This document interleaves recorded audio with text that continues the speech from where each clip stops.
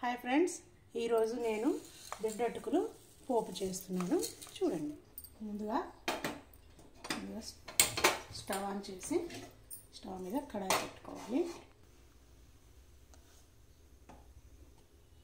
Oil వేసుకోవాలి 2 spoons. Oil వేడెక్కిన తర్వాత కొన్ని ఆవాలు, కొద్దిగా జీలకర్ర, కట్ చేసి పెట్టుకున్న పచ్చిమిర్చి, కరివేపాకు,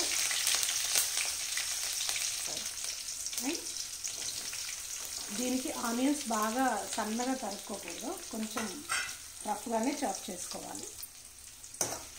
వీటిని కాస్త వేగనివ్వాలి.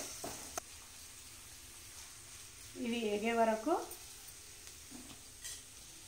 ఈ బౌల్తో 2 బౌల్స్ తీసుకున్నాను అటుకులు. ఇప్పుడు వీటిని కడుక్కుందాం.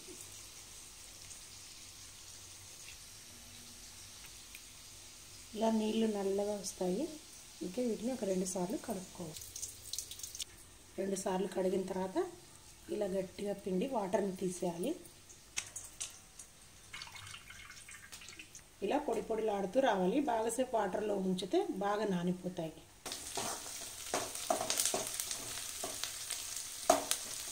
ఇలా వేగిన పోపులో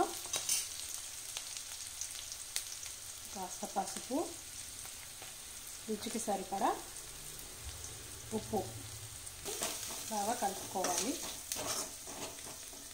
ఇప్పుడు ఇలా కడిగి పెట్టుకున్న అటుకులను ఇందులో వేసుకోవాలి. దీన్ని బాగా కలపాలి. మొత్తం పోపు అంతా కలిపేలాగా కలుపుకోవాలి.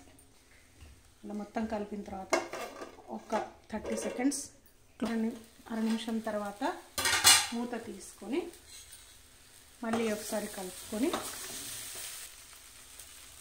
చివరిగా కొత్తిమీర చల్లుకుంటే రెడీ. చూసారా ఎంతో టేస్టీ అయిన దొడ్డు అటుకుల పోపు రెడీ.